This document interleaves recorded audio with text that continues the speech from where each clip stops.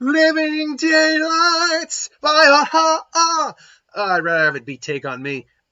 Take on Bond. Take on Bond. Take me, Bond, as all the women say. Living Daylights. 2 years after the retirement of Roger Moore as James Bond, we got Timothy Dalton as James Bond in The Living Daylights. I'll also fully admit The Living Daylights isn't one of my preferred Bond songs. When we get to the list, it's on the lower end of the list. Not my worst, not my least favorite. The problem for me is that song just doesn't sound like a Bond song. It sounds like something I would just hear on the radio, and maybe that has to do with the fact it was done by a-ha. I mean, at least Duran Duran's View to a Kill, in my opinion, does still sound like a Bond song. But either way, we now had Timothy Dalton play Bond. And look, even though he only gets 2 films, I do think he's underrated as Bond. I feel like my computer's lagging only just a little bit. No, it seems okay. But either way, yeah, it's we only got the 2 films with him, but I do feel he's underrated. He's a younger Bond, first off. Like, he's kind of like Pierce Brosnan when he first started young Bond. I don't know how old he was when he played Bond. Let me see here, actually. Well, Timothy Dalton. Because I have the IMDb page up. I like to have these up when I talk about these films. Timothy Dalton, born 1946. That would put him at... really? Was 34? No, 34. He was 40... Oh, he was only 41. So he was, I mean, that seems to kind of be the general age range, surprisingly, for Bonds, is early 40s, which is interesting. But yeah, so he was a younger Bond. He's definitely a bit more of the, not pretty boy, but rugged good looks. Where I think that's a good way to talk about like the Bond attractiveness, is that Sean Connery, Dalton, and Craig have a bit more of a rugged good look to him, whereas Brosnan, I don't even say Lazenby. Brosnan and Moore have a bit more of a pretty boy look to him.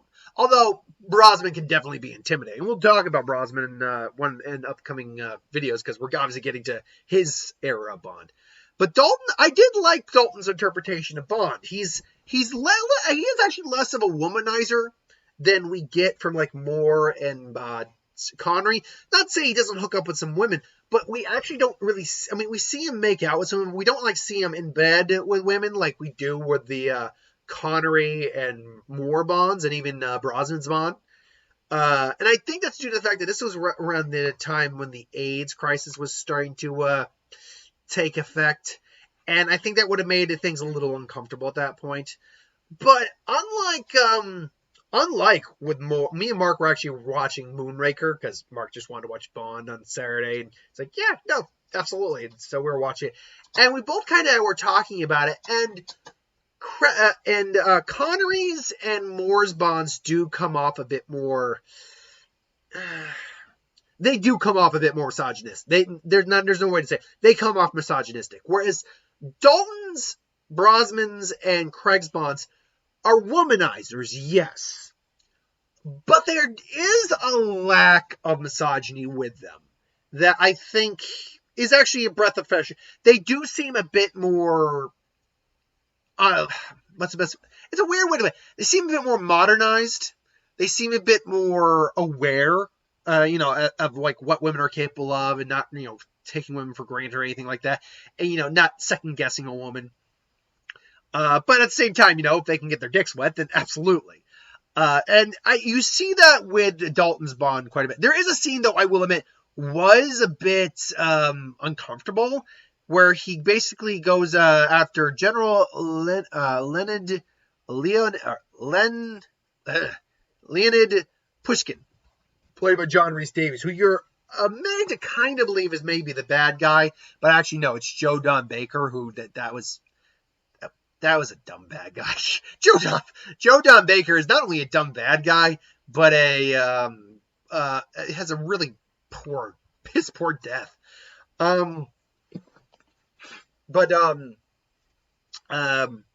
Where he goes after, and Joe Don Baker and not Pushkin's girlfriend or wife. I don't know which one it was. I think it's his girlfriend or mistress, whatever, his lover. Is there, and Bond's trying to get information, and to get out of the scenario, of the circumstance, or just to keep the things in control, he actually takes the girlfriend, rips her dress off, and just has her standing there topless, bare. And you give it. I need to be corrected now from my Majesty's Secret Service video where you said that was the only one you get some nudity in it. You get a little like the hint of side boob there with like just a shot of the nip, like the briefest glance of it. Which is still, I'll admit, is still odd for a Bond movie to have that. But it's like, yeah, he does that, rips her top off, and she's crying. So it's like, I'll admit, that comes off a bit uncomfortable. It does.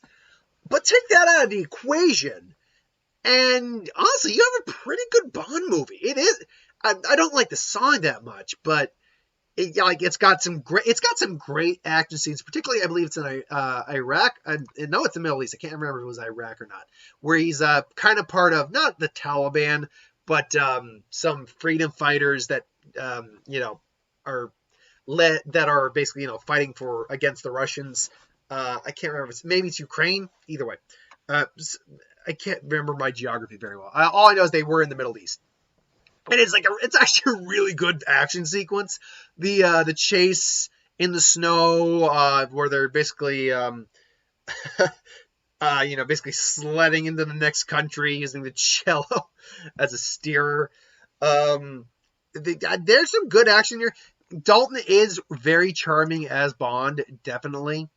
Then you have the Bond girl who is played by Miriam Diabo. Cara Milovi. And she's one of those Bond girls where you kind of forget. I mean, she's memorable, but not for her name per se. Like I like the actress' name, and she went on to have quite a lovely, and she's still having a really good career. 19. How old is she now? Anyway, she's only 60. Huh. Good for her. I don't know why it's good for her to be 60, but hey, she made it to 60. How many of us can actually say that? Not as many as we'd like. And made any of those people rest in peace. Weird thing. Let's get out of talking about. She's one of those girls where you remember, like my dad talks about whenever I mention Living Daylights, like he goes, "Is that the one with the cellist?" Like, yeah, that's the one. And she's got this really unique, attractive quality where she's got this innocence to her. She honestly comes off a little bit like a little kid, especially when they're in the amusement park. Anytime she's excited to see Bond and stuff, like her smile is just really infectious. Like you're adorable. Oh my god. Yeah, it's like, and it's again, this is one of those scenarios where. Why doesn't Bond? What is the reason that these relationships don't work? Is it because Bond was, and they addressed too that Timothy Dalton's Bond was married, and she was killed, obviously. They address it in License to Kill. They don't address it in this movie. Is it because of that he just never ends up with a woman that he just couldn't justify it? Because she is really charming and cute. You do really like her. I wish I could say the same for the villain. Joe Don Baker, as I mentioned briefly, isn't one of the better Bond villains. Doesn't have even one of the better Bond villain deaths. He's just he's an arms dealer. That's it. He is an arms dealer who was trying to get money and heroin and all that stuff. And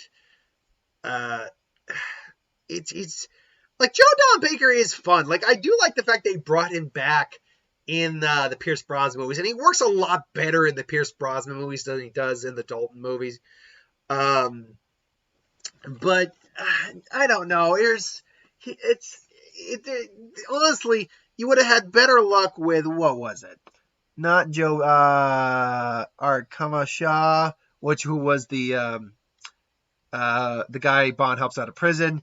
The henchman, and the guy who was like. The guy was kind of turning, oh god, what's his name? Necro Sodders, General Koskov, General Georgy Koskov, who was the guy who's basically trying to defect, but at the same time he wasn't. You could have done something better with those guys. By the way, is there like some sort of trope that like every other Bond villain henchman has to be like just blonde, white, almost Aryan looking dude? We had it in For Your Eyes Only. We had it in this film. He's in Tomorrow Never Dies. Good words. Robert Shaw's, I believe, was a blonde, blue-eyed. He was Russian, mind you, but actually, I don't know if he's Russian. I think he was supposed to be English. So like, how many times can you go into the well with those henchmen? But despite that, it's still actually a pretty good ride. If you can get past a few of the more unsettling, again, for me, honestly, yeah, that, like, as much as Moore and Connery's Bond could be misogynistic, I never saw them be that brutal with a woman before. Except, well, now I take it back. I saw Moore being brutal a couple times with, like, in Gold, Man with Golden Gun, where he's smacking around Scott Amago's girlfriend. I'm like, and not only is it like that uncomfortable, but it's like, it's Moore. Moore doesn't strike me as someone who is doing that. Or who would do that. I don't know. It comes off definitely weird, and not weird, but comes off uncomfortable. I won't lie and say it doesn't come off uncomfortable. In fact, I'm trying to actually think. Diamonds Are Forever. He does hit Tiffany Case once. I mean, he fights Bambi and Thumper, but they're actually attacking him, so whatever shots he gets in is forgivable. Other than that, can I think of a time where he actually struck a woman in Bond?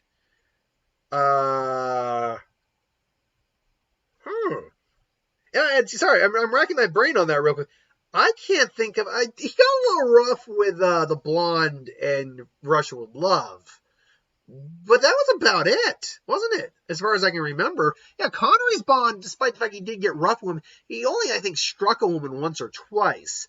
Moore's did it a bit more often. Yeah, I do remember Moore doing it once or twice more often than Connery did it. Either way, I digress. Yeah, that one scene does bug me a bit, but other than that, though, it's a pretty good ride. We get introduced to the cool Bond gadget, which was the keychain that was voice activated. And we had a new money penny in this as well. I'm trying to remember any other gadgets we had. I don't remember. I don't think we had any other gadgets. We did get another cool, interesting gadgets in the next Bond film, which we'll talk about. But until then, that's my thoughts on The Living Daylights. Pretty good film, honestly. Dalton, I think, is a little underrated as Bond, I feel. I know there's a lot of people who like him, but yeah, he's a little bit. I just think he's underrated, in my opinion. But what do you think? You like him? You hate him? Or just think he's okay? Put it in the comments below. Let me know. But hit that bell if you want notifications. Thanks for watching. Hope you enjoyed. I'll see you folks next time. Later.